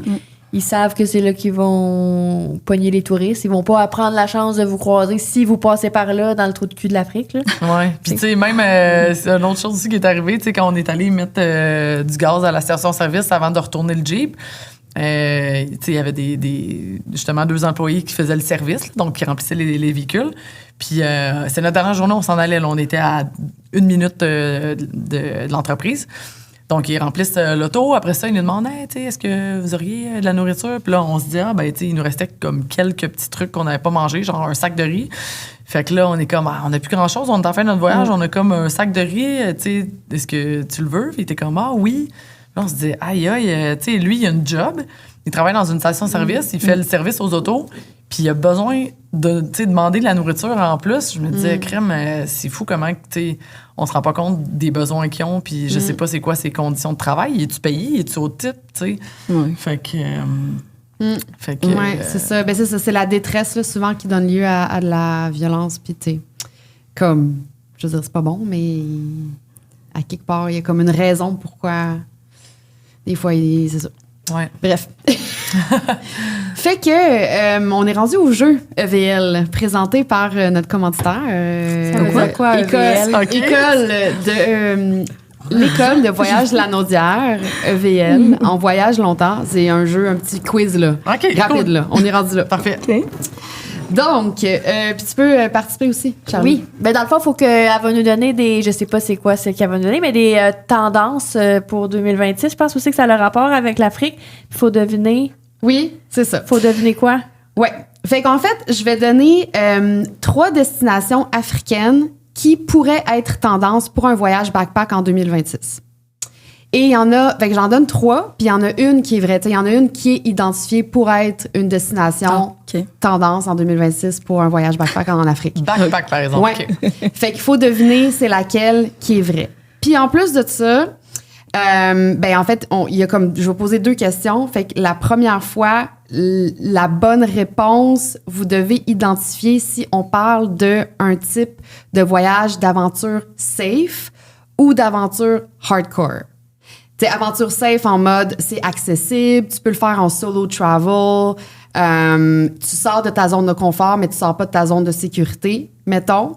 Puis aventure hardcore, t'es plutôt comme isolé, la logistique est un peu plus complexe, confort minimal, t'es plus sur une expédition. OK. C'est clair? Commence par la première Il y a question. juste 2 questions, c'est ça? Ouais, ben avec choix de réponse. Fait qu'on fait- OK. Fait que la destination tendance pour un voyage backpack en Afrique en 2026, parmi ces 3 réponses, ça serait laquelle? Soit Kenya, Afrique du Sud ou la Tanzanie. Selon vous, c'est laquelle? Je vous laisse. On répond-tu les 2, genre? On dit chacune Ben, qu'est-ce qu'on pense? Vous consultez puis vous choisissez une réponse. Moi, je dirais l'Afrique du Sud. Ouais, moi aussi, je dirais Moi, je ça. dirais la Tanzanie. Parce que j'ai... L'Afrique du Sud, c'est genre là qu'il y a Cape Town, puis je sais pas. Moi, je dirais la Tanzanie. Ouais, pourquoi la Tanzanie? Ben parce que il y a beaucoup de safaris, puis qu'en 2023, c'était une destination. J'ai fait des recherches récemment sur la Tanzanie. Là. C'est quand même un drôle de hasard, mais oui. OK. Fait qu'elle était in en 2023. Fait que là, tu dis qu'elle est encore, elle va être encore in en 2026. Je présume. Ouais. Mais en tout cas, parce que c'est l'Afrique du Sud, puis quoi? Puis le Kenya. Ben, pas entendu le Kenya souvent. Mais peut-être. Mais c'est sûr que c'est pas l'Afrique du Sud. OK. Mais Fait que là, oui, mettons, vous c'est consultez. Mais là, Vous choisissez quoi? moi? Mais en même temps, eux sont allés en Afrique, pas moi. Fait que. Ben, c'est parce que je trouve que la Tanzanie puis le Kenya, ça se... Tu sais, je l'ai pas fait en backpack, mais j'imagine difficilement le faire en backpack. Le transport est comme pas adapté. Pour les hébergements, c'est un peu plus compliqué aussi. Puis, tu sais, ben, moi, j'étais à Cape Town aussi, mais tu sais, il y a des hostels. Fait que je sais pas. OK, ben d'abord, je vous suis parce que moi, je suis pas allée, là. Ouais. Fait que j'y vais avec des oui-dire. Je sais pas, Est-ce que tu vas nous donner la bonne réponse? Ben oui, mais j'entends que vous Ah, ok. Faut qu'on aille un consensus. ok, oui. On va dire l'Afrique même- du Sud. Ben non, mais ils sont deux. Moi, je Deux veux contre dire, un? oui. Non, mais j'accepte qu'on y va avec ça. Là. Je pense que vous avez peut-être raison. Ok. Fait que, À l'Afrique du Sud? non, c'était la Tanzanie. Ah, OK. C'est la Tanzanie, ouais. Puis selon Mais en vous... backpack, en tout cas, OK. Ben, je veux dire, quand on parle voyage backpack, c'est comme ce style de voyage d'aventure, au fond. Tu sais? C'est ça qu'on veut dire. OK. En tout cas. Fait que selon vous, c'est une destination qui est identifiée comme aventure safe ou plus aventure hardcore, la Tanzanie? Ben là, hardcore. Moi, je dirais safe. Ouais. Ouais, vous avez raison. Donc, c'est ça. En fait, fait que la réponse, c'est Tanzanie en mode aventure plutôt safe parce que c'est un parfait mélange entre rêve africain, aventure forte et accessibilité pour les backpackers. La Tanzanie combine tout, fait que tu peux faire des safaris iconiques, un trek qui est quand même assez accessible comme le Kilimandjaro. Ouais. T'as la culture aussi, fait que des tribus, des marchés, des villages que tu peux visiter. Puis t'as aussi Zanzibar, qui est comme un très, très populaire au niveau des backpackers, où t'as des plages, t'as comme une nice vibe, puis t'as des prix accessibles. Donc, pour toutes ces raisons, ce serait la Tanzanie comme plutôt safe dans le sens accessible. T'es pas en mode survie, là. C'est vrai que, ouais, avec les Kilimandjaro aussi, Ouais. c'est une place cool. Ouais, nice. Fait que voilà. Ensuite, deuxième choix de réponse. Donc, on est parti sur une autre destination tendance pour un voyage backpack en Afrique en 2026, entre le Mont Kenya, le Zanzibar et le Dakar. Zanzibar, juste parce que tu viens de dire. Ben, parce qu'il faisait partie de toi. Puis j'ai fait, c'est vrai que ça existe, ça. J'avais oublié. Ouais. Mais non, mais Zanzibar, ça fait longtemps que c'est populaire, là. Ouais. Ça fait Je sais longtemps, pas. là. C'est-tu au J'avais Kenya? oublié. Je sais pas. Est-ce que le mont Kenya est au Kenya? Ah, ben là... Mais je connais pas le mont Kenya. Donc, Ben, s'il faut faire un consensus, j'irais peut-être avec Zanzibar. Zanzibar? Aussi. Je sais pas. C'était quoi la question déjà? La destination tendance pour un voyage backpack en Afrique en 2026. Là, on parle de 2026, là. Tu sais, dans le sens... En tout cas, non, je vais pas dire la réponse. OK. Ben, c'est sûr que des trois, j'ai plus entendu parler du Zanzibar. Donc, peut-être que j'irai vers cette réponse aussi. Mais si t'as entendu parler du Zanzibar, ça veut dire que c'était tendance back in the days, right? Là, on parle de 2026. OK, t'es en train de nous dire que c'est pas le ben, d'accord. le Zanzibar. Ah, c'est le Dakar! Non, c'est le Mont Kenya. Parce que mais là, le Mont chat. Kenya, justement... Kenya. Kenya. Puis c'est souvent comme dans l'ombre du Kilimandjaro. Fait qu'au lieu de faire, tu sais, le Kilimandjaro, qui est le trek le plus populaire, au fond, et accessible en Afrique, ben le Mont Kenya, c'est plus technique, puis c'est un petit peu... C'est moins populaire, moins accessible, mais c'est quand même faisable. Fait que c'est hardcore dans le sens que t'as beaucoup d'altitude, les nuits sont froides, t'as une marche qui est soutenue, fait que c'est un challenge physique très intense.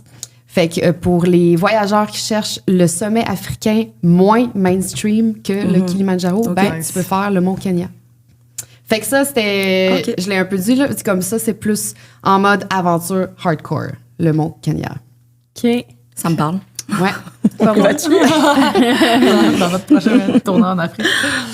Fait que voilà pour le jeu. Mais en tout cas, Nice. merci beaucoup d'être venu nous raconter votre périple. Puis ça m'a donné envie d'aller en Afrique. Ouais, vraiment. Vraiment. Ben oui, je le ferai avec toi. Pourquoi? Ben, à deux, ouais. À deux, Parce ça que je va suis capable de la chasser peine. le lion? Le seul problème, c'est que moi, je peux pas, vu que mon véhicule est adapté, je peux pas on peut pas interchanger de conductrice. Fait qu'il faudrait qu'on y aille à 3, en fait. Parce que moi, je peux comme pas chauffer. Ouais. Ben quoi que les règles là-bas, mettons qu'on met un 2x4. C'est vraiment la société automobile qui va. Tu sais, mettons qu'on arrange quelque chose à la bonne franquette puis que ça marche. C'est un projet, là, ton affaire, Je veux Charlie, dire, là. c'est de quoi essayer. Ouais, on va y penser. Hey, merci les filles d'être venues raconter votre voyage. Ça m'a vraiment donné envie d'aller en Afrique. Puis, tu sais, comme ça donne confiance de... Je pense que si tu as envie d'oser puis de te prendre le temps pour t'organiser, ben c'est faisable. Vraiment. De le faire de cette Ouais. façon-là. Vraiment. Fait que... Moi, j'ai adoré mon expérience avec Véro. Honnêtement. Nice. Mais moi aussi, j'ai envie d'y aller avec Véro. Pour faire l'agence de voyage. Non, mais on peut juste venir avec toi? Pas genre, tu nous fais un planning, mais genre, on vient avec toi, je me sentirais safe. Avec vous deux, Moi, je me sentais safe tout le long avec Véro. Il n'y a pas eu une seconde où je me sentais pas safe. C'est ça qui était drôle parce qu'à un moment donné, une petite anecdote de la fin, si j'ai le temps. On a conduit pendant une bonne heure à un moment donné dans un sentier très, très, très, très vaseux. Ouais. Puis c'était la saison des pluies. Puis il avait plu la veille pas mal. Il y avait des bons trous d'eau. Puis, tu sais, souvent en Afrique, les chemins c'est un peu des chemins de fortune. Puis souvent, quand on passe à un endroit qui se fait inonder souvent, des fois, il y a comme un chicken pass à côté. Mais des fois, il y avait comme 4 chicken pass, puis il y en avait 3 qui étaient inondés, puis le 4e était un peu moins inondé, mais très boiteux. Fait qu'on a passé comme une bonne heure à conduire là-dedans. Ouais. En prenant à peu près 72 chicken pass, puis en passant dans la boîte et tout. On n'allait pas vite, là. Non, puis c'est moi qui conduisais cette fois-là, puis j'étais quand même... J'avais le cœur qui pompait parce que je me disais, on va-tu rester pris? On va-tu rester pris? Mais moi, j'étais là à t'encourager. Puis là, Pat était là, ouh, elle criait, tu sais, dans le truck, puis on riait, mais moi, j'étais un peu plus stressée. Puis là, tu sais, comme Pat, elle me disait, ouais, mais Véro... tu sais, il peut rien arriver. Puis elle se disait, genre, tu sais, je peux compter sur Véro s'il arrive de quoi. Puis moi, je me disais, ouais, mais s'il arrive de quoi, toi, tu continues. Non, mais moi, j'avais confiance en ses capacités de conductrice. Tu sais, Mais je me disais, si on reste pris dans la boîte, c'est qui va nous déprendre? C'est moi. Ouais. Fait que je me disais, oh my God. Puis quand on est arrivé au bout de ce chemin-là, on est arrivé à une gate d'un parc. Puis l'homme qui nous a accueillis, qui travaillait à la gate, il dit, les filles... Vous êtes venus de où? On est arrivé de là. Il dit, mais genre, ce chemin était supposé être fermé à cause des pluies. C'était trop boiteux, en fait, pour la laisser ouverte. Elle était supposée être fermée, cette route-là. Fait qu'il était vraiment, il était impressionné que 2 filles. Elle était capable de traverser toute cette route. Puis je comprends, là, parce que c'était... Ouais, ça a été très... je pense que ça a été notre conduite la plus challenging de tout le voyage. J'ai conduit... j'ai fait la course automobile plus jeune. J'ai fait des cours de pilotage sur la glace, sur la neige. J'ai une bonne expérience de conduite en général dans la vie, mais dans la boue, le sable et tout, c'est un peu next level. Puis je me disais... Mais s'il était supposé d'être fermé, pourquoi vous ne l'avez pas fermé le matin? Ben, pour que vous ayez cette expérience puis que vous puissiez dire on l'a fait, on a survécu. On a fini ce voyage, je pense qu'on est devenu experte en conduite de Jeep. Nice. Ben, merci encore une fois, les filles. Merci à vous. Merci à vous de nous avoir reçus. Merci d'avoir été avec nous pour le podcast Les Backpackers. À la semaine prochaine. Dans 2 semaines. Bye!